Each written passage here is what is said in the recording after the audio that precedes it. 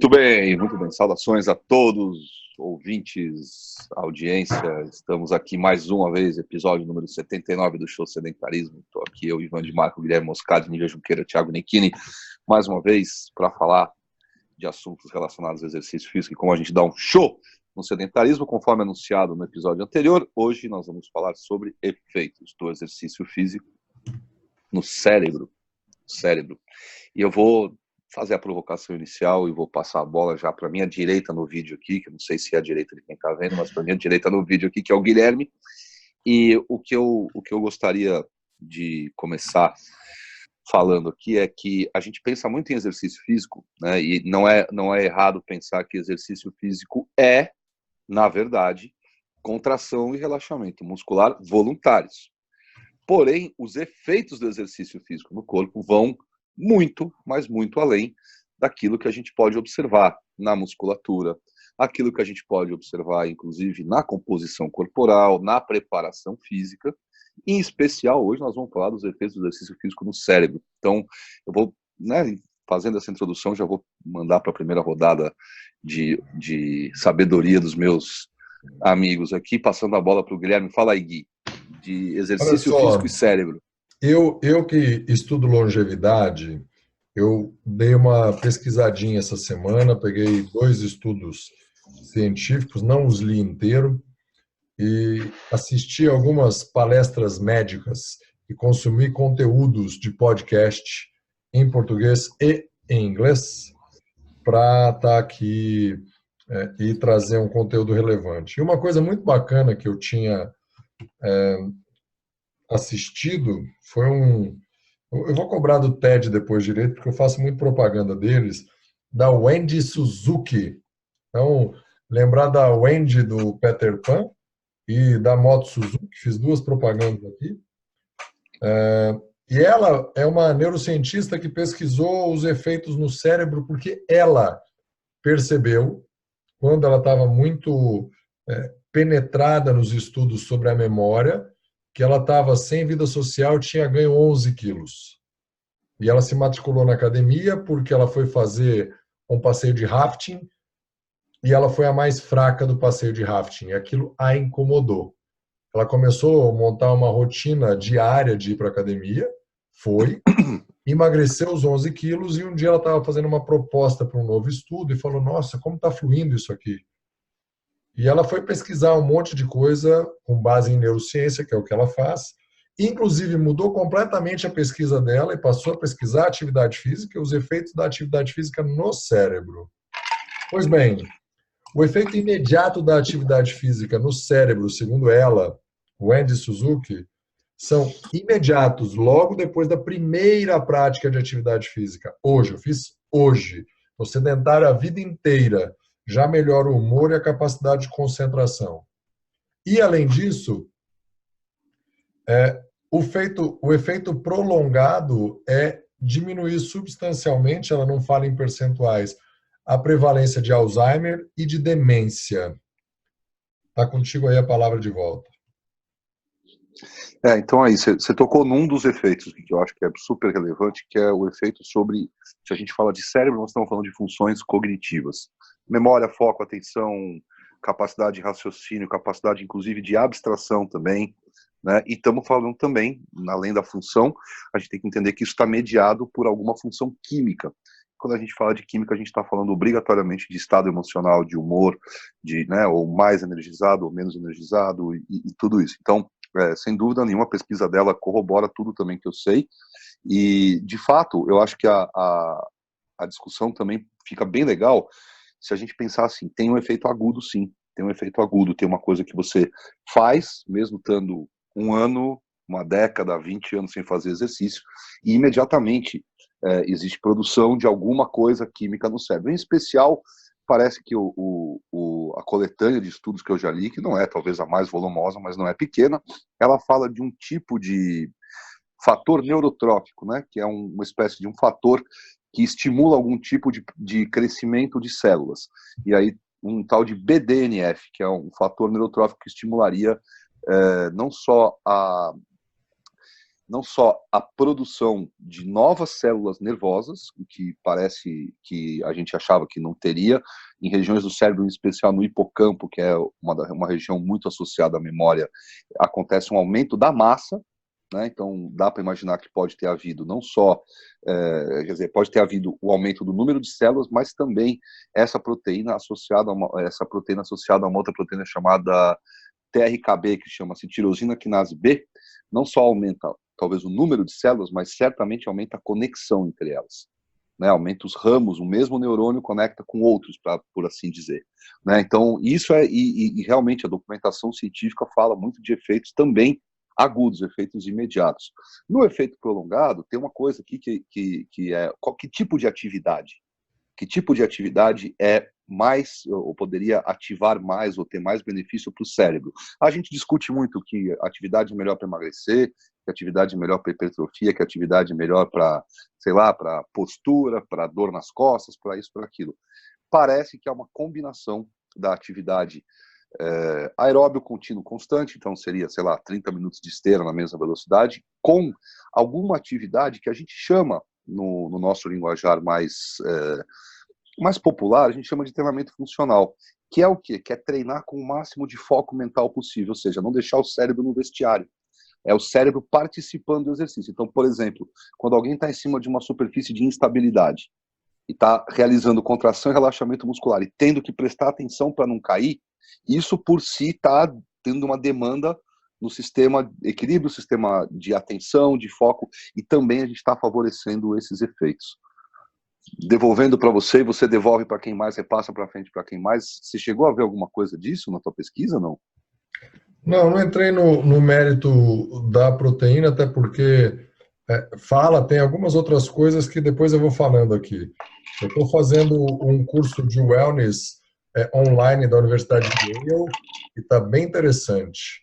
Manda aí, Tiagão, o mineiro que está em Blumenau, e depois a mineira que está em São Paulo, Nívia Junqueira. Vai lá, Tiagão.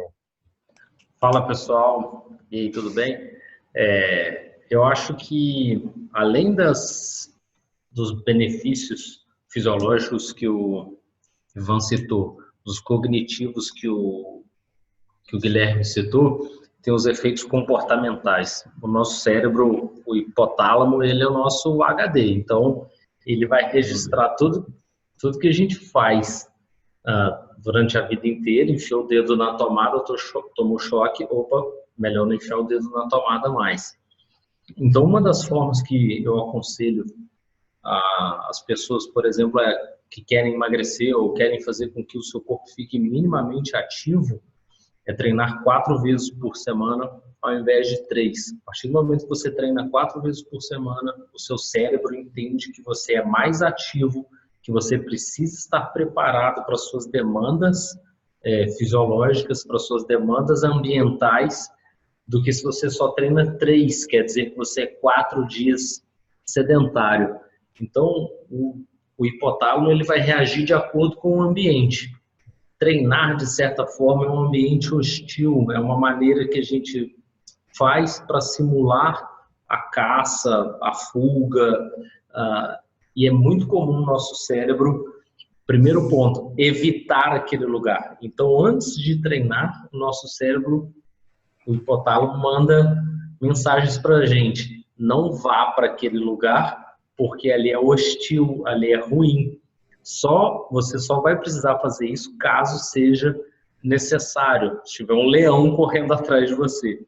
E como não tem, a gente tem que ir de forma racional, e há 2 podcasts atrás o Guilherme falou que o que diferencia da gente dos animais irracionais é exatamente isso, faz com que a gente racionalize, tenho que treinar, e eu começo a provocar o meu hipotálamo a guardar que aquilo é bom, aquele treino é bom, fazer aquilo faz bem.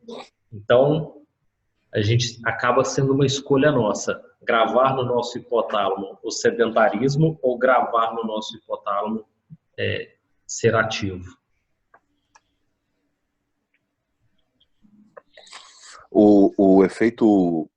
Esse efeito comportamental, eu não sei se, eu acho que eu não sei se você quis dizer hipocampo ao invés de hipotálamo, são duas regiões talvez diferentes. O hipocampo é o que está relacionado diretamente com a memória, o hipocampo. O hipotálamo tem o eixo hipotálamo, hipófise, é mais sobre secreção é hormonal, né? Hormonal. Exatamente. Então, hipotálamo, que eu quis dizer. Porque hipotálamo. você vai liberar os hormônios de fuga fuga e medo, né? Ou os hormônios de ativação e ataque, né? Exatamente, é o hipotálamo mesmo.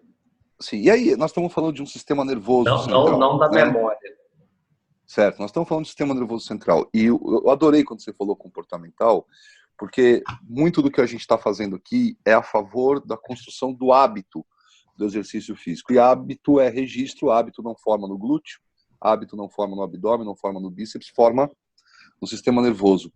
E é registro, e aí frequência sobre intensidade, ou seja, quanto mais vezes na semana eu vou, melhor para a formação do hábito, do que, por exemplo, ir uma vez na semana e fazer uma carga muito pesada. Outra coisa, frequência sobre volume.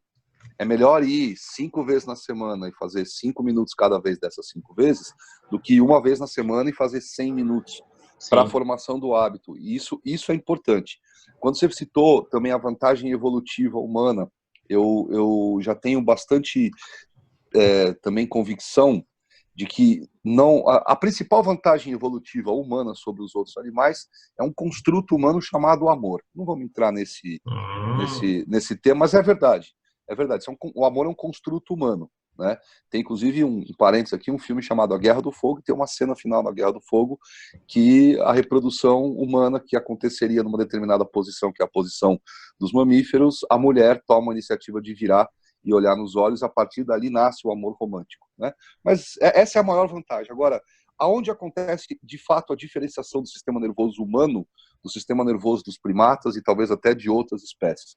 No momento em que a gente deixa de ser quadrúpede e passa a ser bípede.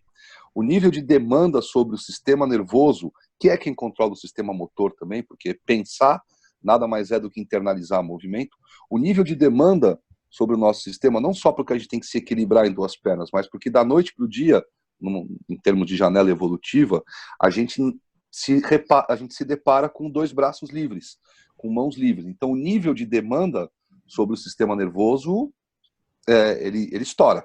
Né? E aí o cérebro, então, aquela estrutura que antes a gente vê na evolução cérebros menores, do Neandertal, Cro-Magnon, ele se expande por conta dessa demanda. Nívia, manda a bola, é com você. Oi. Não, eu vou me ater aqui à parte inicial ali que você menciona sobre os tipos de exercício, né? Quais os tipos de exercício seriam melhores para melhorar essa parte os vários benefícios que nós podemos adquirir através do exercício para a região do cérebro, né, para o cérebro, memória, atenção, enfim. E eu acho que eu gosto muito também da questão da depressão, da ansiedade, né, tanto a prevenção quanto o tratamento e, né, combate e prevenção e o tratamento.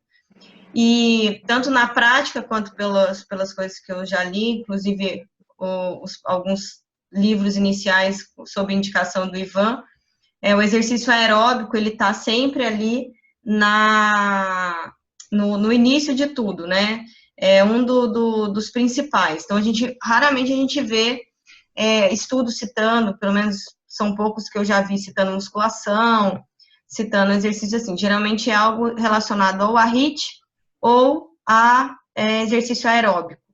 Tanto contínuo, mas principalmente eu vejo intervalado. Você gerar aquela sensação na pessoa de ter o prazer depois da atividade. Então, não pode nem ser ali, às vezes, tão moderado. Conseguir fazer a pessoa suar, conseguir a pessoa sentir que ela está viva, para depois ela ter aquele gostinho de quero mais, porque a gente sabe que por mais que os 5 minutos ali iniciais sejam difíceis, depois tem a sensação de prazer associada ao exercício físico. E na prática eu tenho uma aluna, e ela é nova, ela tem, acho que ela fez 25, 27 anos agora, e ela treina 5 vezes por semana, e ela sempre fala, eu não quero emagrecer, eu não quero saber se eu vou emagrecer, tipo, se isso vir como consequência, excelente, mas ela faz, porque ela já teve depressão há alguns anos, ela conseguiu sair, mas ela falou, o exercício físico para mim é o melhor remédio. Então, assim, a gente vê uma pessoa nova com essa consciência é muito legal, né? E eu acho que cada vez mais a gente está conseguindo levar o exercício físico além do corpo e mostrar para as pessoas a importância dele para a prevenção de ansiedade, principalmente, que eu acho que é o mal do século, mais do que depressão, onde tudo começa ali, né? Depressão, a questão da memória, a questão do rendimento no trabalho, que é outra coisa também totalmente relacionada à produtividade no trabalho, é relacionada aos benefícios do exercício físico no cérebro. E então a gente vê que tem um campo muito amplo, tanto da saúde quanto o profissional, tanto para pessoas comuns quanto para alto rendimento, pessoas que trabalham, enfim, tem muitos benefícios. E eu queria citar só eu não lembro qual livro agora que eu li, mas uma história, né? A americana adora contar a parte teórica misturando com história, e com casos reais. E eu não lembro a ordem exatamente, mas era mais ou menos uma moça que tinha crise de pânico. Ela vivia sob crise de pânico e o médico queria que ela fizesse exercício físico. Mas a partir do momento que ela saía e começava a fazer exercício físico, ela sentia os mesmos sintomas da crise de pânico, que era o coração acelerar, a pressão arterial subir, devido ao exercício começar a ficar intenso. Então, aí o médico teve que trabalhar com ela para fazer um processo reverso, do que, a partir do momento que você consegue encarar o exercício físico, você vai encarar a crise de pânico. Porque os sintomas eram parecidos. Então, ele foi trabalhando aos poucos com ela, para ela conseguir, através do exercício, ver que ela era capaz de superar aqueles sintomas que ela tinha dentro de casa, e, né, do nada aquilo ativava nela.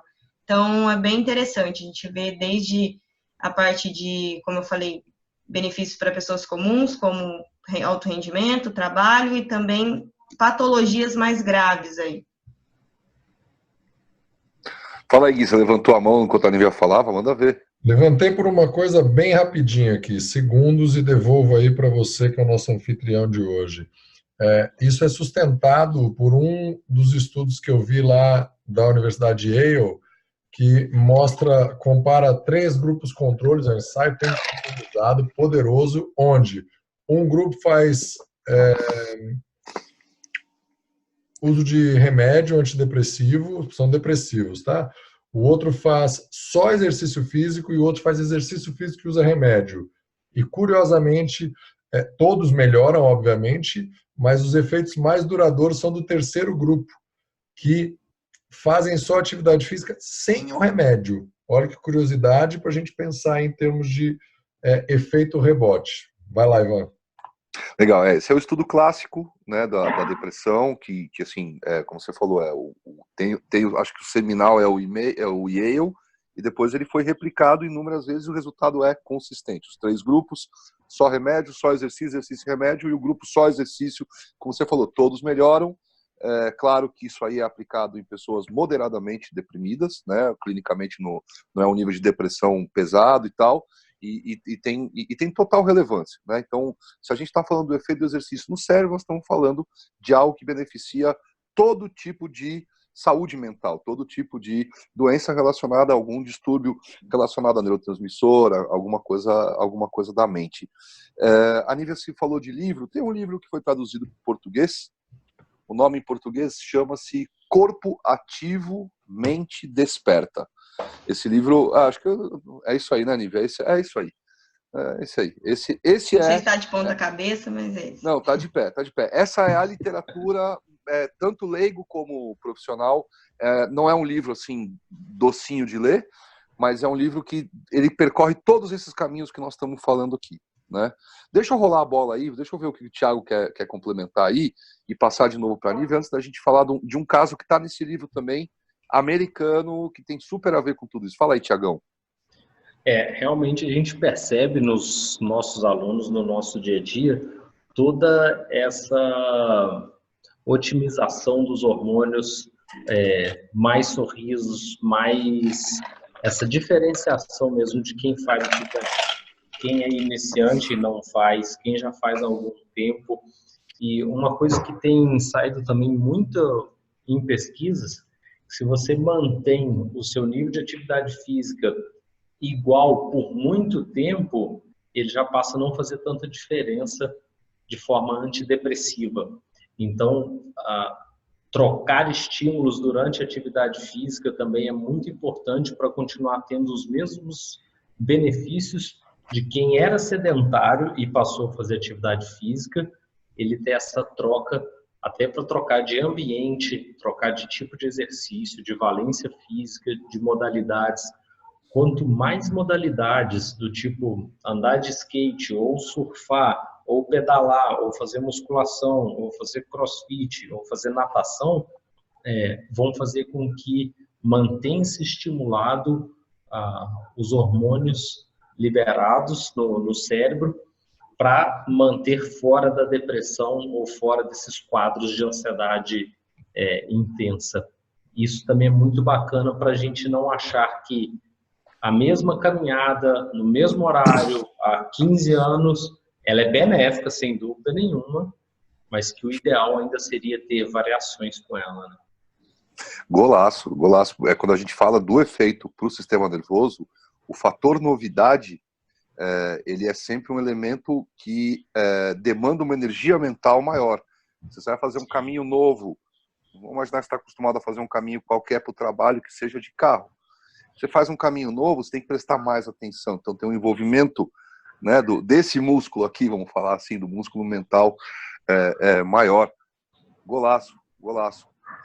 Que mais? Fala aí, Nívia, você mostrou o livro, o que mais você quer complementar? Tem alguma... Não? Eu tenho uma dica curta aqui. Se alguém estiver chegando agora no Show Sedentarismo, esse é o episódio 79, o 40 era Respeite o seu estado de espírito, falando da diferença de fazer várias modalidades baseado no estudo científico, com o Bruno Pasquarelli, que é doutorado e tal, e falando disso, que os benefícios de mudando a atividade são vários.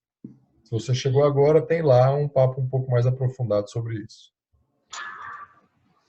Toca aí, Ivan, faz a próxima provocação e vamos embora. Então vamos lá.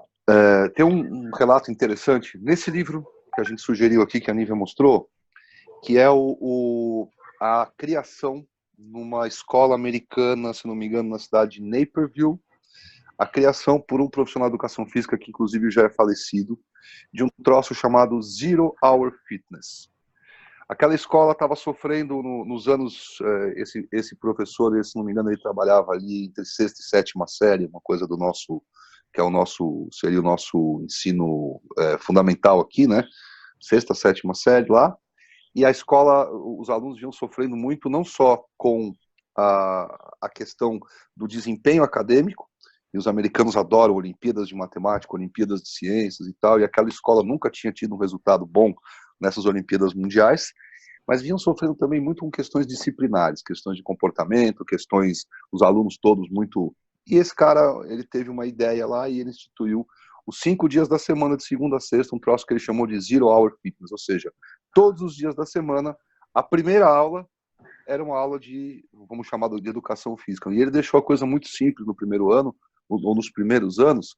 Ele instituiu que era só atividade aeróbia. E a nota que ele daria para os alunos naquela disciplina estava associada não com a competição entre eles, mas a competição deles com eles mesmos. Ou seja, frequencímetro vai fazer uma distância lá, X frequência cardíaca. Depois de X meses, aquela frequência cardíaca, aquele desempenho do coração tinha que ter melhorado de alguma forma. Aquele perfil tinha que ter melhorado. Bom, após um ano instituído isso, um pouco mais de um ano, aquela escola saltou talvez de um resultado nunca melhor, se não me engano, que 35º na Olimpíada de Ciências, para aquele ano, para primeiro lugar, e nunca tinha um resultado melhor do que 29º, se não me engano, na Olimpíada de Matemática, e foi para 6º lugar, só perdeu os orientais, japonês, coreano, os orientais, né, chineses, que têm realmente uma performance matemática, os asiáticos, os asiáticos são poderosos nisso. E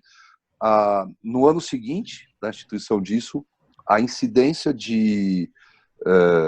como se diz, de eventos comportamentais, foi naquele ano, para aquela turma que estava fazendo isso, saltou de X para 0. né? Para zero. Uma das coisas que eu falo com alguns alunos meus, é uma dúvida comum que vocês devem ouvir também, com quantos anos meu filho pode começar a fazer atividade física? A pergunta, na verdade, é com quantos meu filho pode começar a fazer academia, né? E eu sempre respondo para eles, com 2 ele já está andando, ele já pode começar a fazer musculação, já sabe andar, tal. Acho que ele não vai ter responsabilidade suficiente de ficar numa sala de musculação. Imaginando ali que, aí eles perguntam, não, mas é sério, com 6 anos pode começar a fazer musculação? Eu falo, pode, mas eu nunca colocarei meu filho numa sala de musculação com 6 anos de idade, porque ele tem que jogar basquete, vôlei, futebol, ele tem que competir, perder, ganhar, dar o máximo dele numa corrida, dar o mínimo, e vai ter tanta variedade cognitiva além da musculação, longe de mim estar condenando a musculação. Mas a variedade cognitiva, hormonal e neurológica que traz para aquela criança de colocar várias situações, ela é muito mais positiva do que colocar numa sala com exercícios calistênicos, assim, por assim dizer. Então, a gente enxerga realmente também atletas escolares que têm um desempenho também mais alto do que os não atletas, que não sabem lidar bem com pressão, não sabem lidar com situações adversas. Então, o esporte, não só a atividade física, que depois da fase adulta, me parece que ela é instituída como ou a caminhada, ou a corrida, ou a academia, o esporte também, ele traz uma vantagem neurológica muito maior do que as outras atividades, né? Uma coisa que não lembro agora se foi o Thiago, falou da questão da variedade, né? E acredito que muitos personal trainers também acabam assistindo a gente. E uma coisa legal da gente ficar atenta é isso com os próprios alunos. Se você tiver a oportunidade, às vezes, igual hoje, eu levei a luva de boxe, levei o aparador de soco. Nossa, isso daí já dá uma motivada e já dá uma, assim... As pessoas adoram. Por quê? Porque você sai da rotina, você traz algo novo, é algo que você precisa da atenção, então entra ali no que o Ivan falou. Você, às vezes, não está num treinamento funcional, mas você está trazendo algo que ele precisa estar atento. Não é só simplesmente caminhar na esteira, ou, às vezes, fazer as séries, que a gente sabe que, às vezes, eles gostam de ficar conversando enquanto faz. É difícil chamar a atenção. E na luta ali você consegue entreter e a cabeça da pessoa relaxa e traz todo esse benefício também para a parte do cérebro, parte de atenção, de memória e tudo isso. O aluno, Olivia, completando assim, eu acho que o aluno é muito reflexo do que a gente propõe. Então, se a gente propõe uma aula monótona, ele vai ficar... fazer atividade monótona. Se a gente começa a criar, isso é bom para o nosso cérebro também, criar a aula, ter criatividade, né? Vai melhorar tanto a gente quanto a aula. E aí fica, como você falou, chega na fase adulta, se limita, né? A caminhada, a musculação, e sendo que a gente tem tantas atividades, por que não buscar a luta, por que não buscar balé, por que não buscar dança? Tudo isso vai ser benéfico, não só atividades convencionais, tipo corrida, caminhada e tudo. A luta tem uma coisa muito legal, que ela te coloca obrigatoriamente em flow, né, em 100% presente. Porque se você pensar na conta que você vai pagar no jiu-jitsu, você foi finalizado. Se você pensar no judô, você toma o golpe. No karatê e em qualquer luta. Então você tem que estar ali, presente. E isso é um benefício que a modalidade, todas elas de luta, conseguem entregar para o praticante. Legal. Eu vou fazer um finalzinho meu aqui com os pontos e rodo para vocês fecharem aí, tá? Primeiro, criança, a preocupação dos pais com a criança com relação à academia ainda está permeada por aquela coisa de que musculação não vai deixar a criança crescer o quanto tem que crescer e tal. E tem muito de mito nisso, né? E sem dúvida nenhuma o Thiago matou aqui. Ele falou, pô, não é a sala de musculação, ela vai pegar um sistema nervoso, um sistema, até mesmo um crescimento motor, músculo esquelético, e vai limitar quando a criança está precisando, na verdade, ampliar o repertório motor. E aí essa que é a grande sacada. Outra coisa que eu acho que é importante pontuar também, que foi uma coisa que a gente concordou aqui, que não estamos falando exatamente disso, mas é que existe uma correlação direta com exercício físico e felicidade, ou seja, quem pratica exercício físico tem scores maiores, não é à toa que né, o exercício físico não só para ir, não estamos falando só das perturbações da doenças mentais, o exercício físico faz parte da prevenção ou do tratamento de todas as doenças catalogadas em qualquer área da medicina. Né? E aí, para deixar bem legal aqui, o Guilherme falou do flow, e acho que assim, tem uma coisa sobre o efeito do exercício físico no cérebro que está ligado ao hábito, tem alguma coisa que está ligada às funções cognitivas, tem alguma coisa que está ligada a desafio e tal, mas fundamentalmente é exatamente isso. Claro que não precisa ser uma luta, mas toda atividade física, todo exercício físico, toda aquela proposta de algo que a gente vai fazer ou pretende fazer continuado na vida, é claro que não precisa ter um oponente que vai te finalizar, quer dizer, não precisa tomar um soco, tomar um golpe, se a sua mente não estiver lá. Mas me parece que, principalmente para nós profissionais que estamos lado a lado com as pessoas, o segredo é manter o foco mental ali. Entender que tem um outro músculo além do bíceps, do quadríceps, do abdômen, sei lá, do peitoral.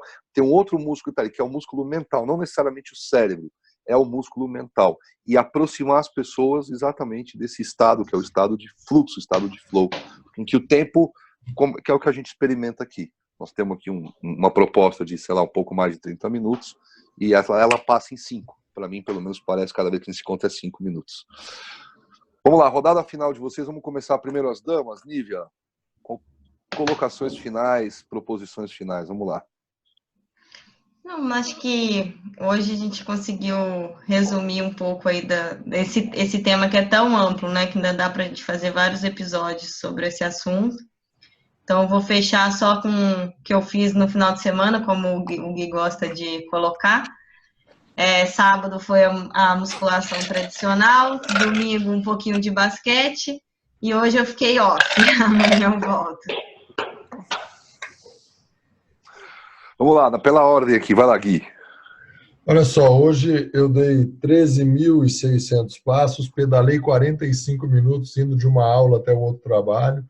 Então hoje eu estou sobrando. Ontem eu papariquei minha filha, não fiz nada formal, não dei muitos passos. Ontem foi, sei lá, daqui a pouco eu vejo aqui, 2.138 passos, ó, fiquei bem paradinho, não treinei.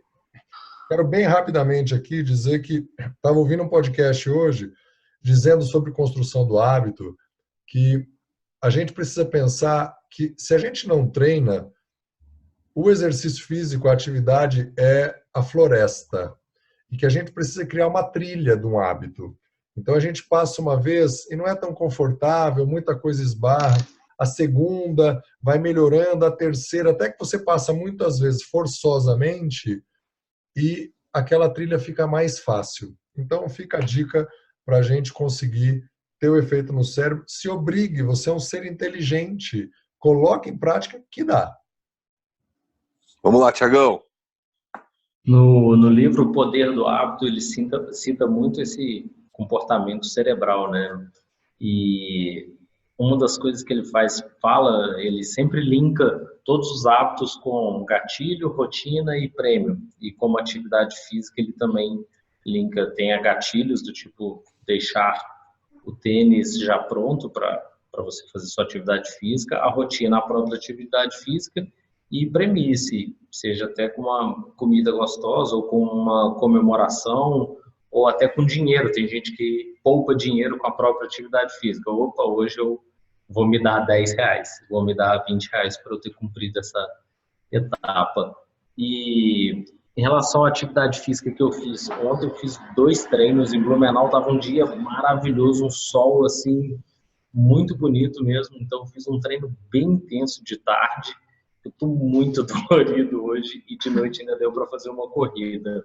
Hoje eu curti minhas dores e amanhã eu vou fazer mais um treininho funcional e vou fazer uma atividade legal que eu vou treinar junto com um aluno meu, já combinei com ele e a gente vai treinar juntos. Show demais hoje, Espero que você dê um show sedentarismo, seguindo as trilhas das dicas que a gente vem se esforçando para dar para vocês. E personal trainer também está super convidado a continuar ouvindo nossas conversas para melhorar suas aulas. Eu rapidamente, talvez seja um pouco visível aqui, no final de semana, o que eu fiz de atividade foi arrumar minha casa, foi livro embora, coisa, e não é pouca coisa, é uma bagunça grande. Deixar um último toque aqui, por que ao invés de contar a repetição, quando você está fazendo qualquer exercício, por que é que você não fala nome de cidades que você gosta, de comidas que você gosta de comer, enfim, faz o estímulo mental junto com o exercício físico também ser variado. Obrigado você que ouviu, obrigado você, Guilherme, obrigado você, Thiago, obrigado, Nívia. Em nome do Show Sedentarismo, eu deixo aqui um abraço gigantesco, um abraço carinhoso. E eu queria passar, na verdade, e perguntar, semana que vem... Fala aí, Thiagão, o que é o tema da semana que vem? Você que é o próximo anfitrião. Semana que vem eu proponho falar sobre diabetes. As pessoas que têm diabetes, o que podem fazer, o que não podem, o que devem, nível de glicose, devo medir todos os dias, todas as horas, antes do exercício, um pouco do que comer, mas principalmente a atividade física e dar um show sedentarismo nessa classe que acaba sofrendo um pouco com a negligência da atividade física. Em 30, Show de bola. minutos, desafio aceito, vamos lá. Vamos nessa. Show de bola. Em nome do Show Sedentarismo, um abraço, um beijo para todos. Até mais. Até mais.